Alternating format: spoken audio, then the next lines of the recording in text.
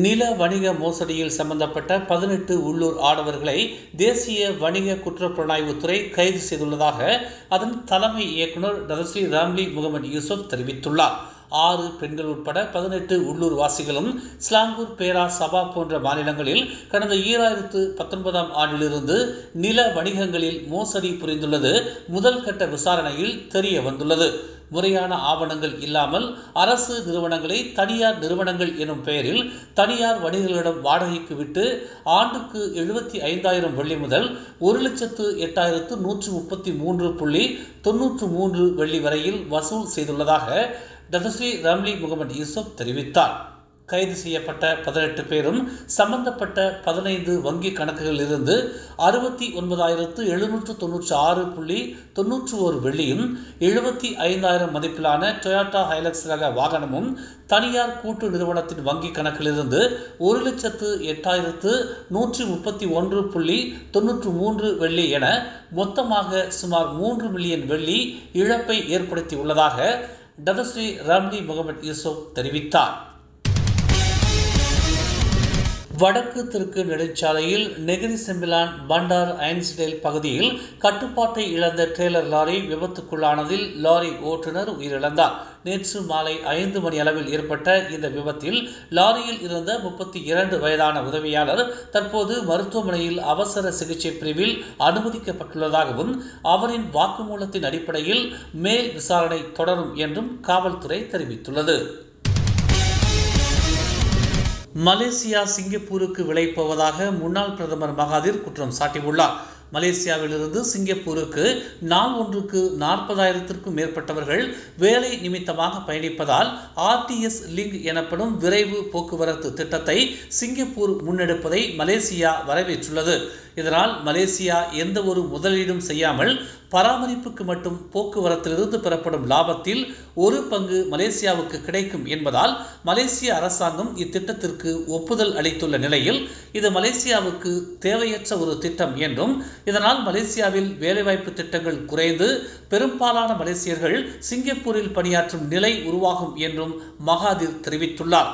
இது போன்று முதலீடுகள் இல்லாமல் பெறும் லாபம் எதிர்காலத்தில் மலேசியாவை அடிமையாக்கும் நிலைக்கு கொண்டு செல்லும் என்று மகாதிர் எச்சரித்துள்ளார். டாமன்சாரா நாடாளுமன்ற தொகுதிக்கு உட்பட்ட சரஸ்வதி தமிழ் பள்ளிக்கு இலக்கவியல் அமைச்சர் கோவிந்த் சிங் டியோ வருகை அளித்தார். முன்னதாக சரஸ்வதி தமிழ் பள்ளியின் கட்டுமான மேம்பாட்டுக்காக சிறப்பு நிதி ஒதுக்கீடு வழங்கப்பட்ட நிலையில் அதன் அடைவு நிலைகளை தெரியும் பொருட்டு தற்போது சரஸ்வதி தமிழ் பள்ளியை நேரில் சென்று பார்வையிட்டார். பெறப்பட்ட சிறப்பு நிதியிலிருந்து சரஸ்வதி தமிழ் பள்ளியின் வகுப்பறையின் உள்கட்டமைப்புகள், கூரைகள், சிற்றுண்டி சாலை என முக்கிய பகுதிகள் மேம்படுத்தப்பட்டுள்ளதாக கோவிந்த் சிங் டியோ பெருமிதம் தெரிவித்தார். நாட்டை காப்பாற்றுவதற்கு இலக்கிடப்பட்ட டீசல் மானிய திட்டம் அவசியம் என்று பிரதமர் டதஸ்ரீ அன்வார் இப்ராஹிம் வலியுறுத்தியுள்ளார். முன்பு இருந்த அனைத்து பிரதமர்களும் இலக்கிடப்பட்ட உதவித்தொகை திட்டத்தை ஏற்றுக்கொண்டுள்ளனர் என்று குறிப்பிட்ட அவர், இருப்பினும் தாங்கள் எதை செய்தாலும் அவதூறு மற்றும் பொய்யான குற்றச்சாட்டுகளால் கடுமையாக விமர்சனம் செய்யப்படுவதாக கூறினார். இத்திட்டத்திற்கு வரவேற்பு இல்லை என்ற போதிலும் இதனை அமல்படுத்துவது மிக அவசியம் என்று பிரதமர் துறையின் மாதாந்திர ஒன்று கூடும் நிகழ்வில் அவர் இதனை தெரிவித்தார். நாட்டை காப்பாற்ற வேண்டும் என்பதால் நமக்கு வேறு வழியே கிடையாது என்று நிதி அமைச்சருமான அன்வார் கூறினார். சுங்கை பக்காப் இடைத்தேர்தலில் MCA ஒற்றுமை கூட்டணிக்கு ஆதரவாக பிரச்சாரத்தில் ஈடுபடும் என்று MCA தலைவர் டதஸ்ரீ டாக்டர் VK சியோங் தெரிவித்துள்ளார். சுங்கை பக்காப் இடைத்தேர்தலில் போட்டியிடும் ஒற்றுமை கூட்டணியின் வேட்பாளர் வெற்றி பெறுவதற்கு MCA முக்கிய பங்கு வகிக்கும் என்று அவர் தெரிவித்தார். சுங்கை பக்காப் இடைத்தேர்தலில் MCA களம் காண ஜொகூர் மாநில மந்திரி பசார் டாக்டர் ஓன் ஹபீஸ் காசி மட்டுமே காரணம் என்று அவர் தெளிவுபடுத்தினார். டாக்டர் ஓன் ஹபீஸ் காசி கடந்த மாநில பொது தேர்தலில் MCAவுக்கு வழங்கிய வாக்குறுதிகளை நிறைவேற்றினார். அவர் வாக்குறுதி அளித்தபடி ஜொகூர் மாநில சீனர்களின் வாழ்வாதார மேம்பாட்டுக்கு சுமார் 3.5 மில்லியன் வெள்ளி ஒதுக்கப்பட்டுள்ளது. இதற்காக டாக்டர் ஓன் ஹபீஸ் காசிக்கு MCA கடமைப்பட்டுள்ள நிலையில் தற்போது டாக்டர் ஓன் ஹபீஸ் காசி கேட்டுக்கொண்டதற்கு இணங்க சுங்கை பக்காப் இடைத்தேர்தலில் போட்டியிடும் ஒற்றுமை கூட்டணியின் வேட்பாளர் யாராக இருந்தாலும் MCA அவர்களுக்காக பிரச்சாரத்தில் ஈடுபடும் என்று டத்தஸ்ரீ டாக்டர் வி.க. சியோங் நம்பிக்கை அளித்தார். மடானி அரசாங்கத்தால் செயல்படுத்தப்பட்ட இலக்கிடப்பட்ட டீசல் மானிய திட்டம் தவறான முறையில் டீசல் கையாடப்படுவதை குறைப்பதிலும் மக்களுக்கு உதவி செய்வதற்கான முயற்சிகளை அதிகரிப்பதிலும் முக்கிய பங்கு வகிப்பதாக தகவல் தொடர்புத்துறை அமைச்சர் ஃபாமி ஃபாஜில் தெரிவித்துள்ளார். மானியங்களை பகுத்தறிவு செய்வதன் மூலம் கிடைக்கும் சேமிப்பு கூடுதல் அரசு முயற்சிகள் மூலம் பொதுமக்களுக்கு நேரடியாக சென்று மக்களின் வருவாயை உயர்த்தி பொறுப்பற்றவர்களின் கைகளில் மானியங்கள் போய் சேராமல் இருப்பதை உறுதி செய்கிறது என்று அவர் கூறினார். டீசல் மானியங்களை பொறுத்தவரை சாலை போக்குவரத்து துறை கசிவுகள் மற்றும் டீசல் கடத்தல் காரணமாக நாள் ஒன்றுக்கு 12,50,000 வெள்ளி இழப்பு ஏற்படுகிறது என்று அவர் சுட்டிக்காட்டினார்.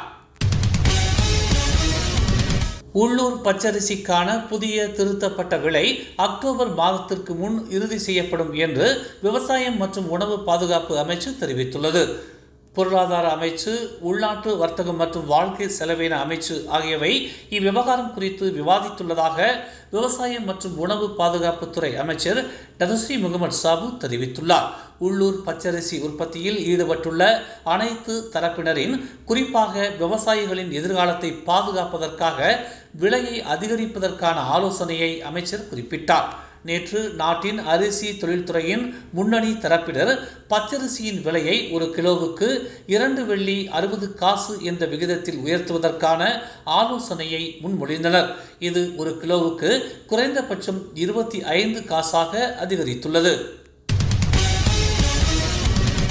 மலேசிய லஞ்ச ஊழல் தடுப்பு ஆணையமான MACC கண்டெய்னர் மோசடி தொடர்பான விசாரணையில் துறைமுகங்களை கொண்ட அனைத்து மாநிலங்களையும் இலக்கு வைத்துள்ளதாக MACC தலைமை ஆணையர் தான் ஸ்ரீ அசாம்பாக்கி தெரிவித்துள்ளார். ஸ்லாங்கூரில் மிகப்பெரிய கண்டெய்னர் மோசடி நடவடிக்கைகளை வெளிக்கொணர்வதில் ஏஜென்சியின் அண்மைய வெற்றியை தொடர்ந்து சபா மற்றும் பிற மாநிலங்களில் உள்ள துறைமுகங்கள் இப்போது MACCயின் கண்காணிப்பில் உள்ளதாக தெரிவித்தார்.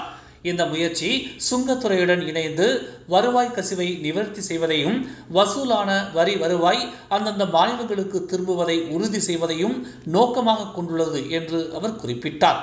துறைமுகங்களை கொண்ட மற்ற மாநிலங்களைப் போலவே சபாவும் தங்கள் கண்காணிப்பில் இருப்பதாக அவர் கூறினார். தமிழ் மலர் செயலி நம் சமுதாயத்தின் உரிமை குரலாய், உண்மையின் வாசமாய், மக்களுக்காக நாளும் மலர்கிறது தமிழ் மலர் நாளிதழ். சமரசம் இன்றி சத்தியத்தின் பாதையில் வெற்றி நடை போடும் தமிழ் மலரின் இன்னொரு புதிய அத்தியாயமாய் தமிழ் மலர் செயலி இப்போது அறிமுகமாகவிருக்கிறது உங்களுக்காக. மலேசியாவின் ஆகச் சிறந்த தமிழ் ஊடகமாய் உள்ளூர் தகவல்களை உடனுக்குடன் தெரிந்து கொள்ள மலர்கிறது தமிழ் மலர் செயலி. விரைவில் எதிர்பாருங்கள். மேலும் செய்திகளை தெரிந்து கொள்ள தமிழ் மலர் நாளிதழை பாருங்கள். எங்களோடு இணைந்திருக்க மலர் டிவியை பதிவு செய்து கொள்ளுங்கள். உறவுகள் மகிழ்ந்திட விருப்பம் மற்றும் பகிர்வு சேவையை சொடுக்கிடுங்கள்.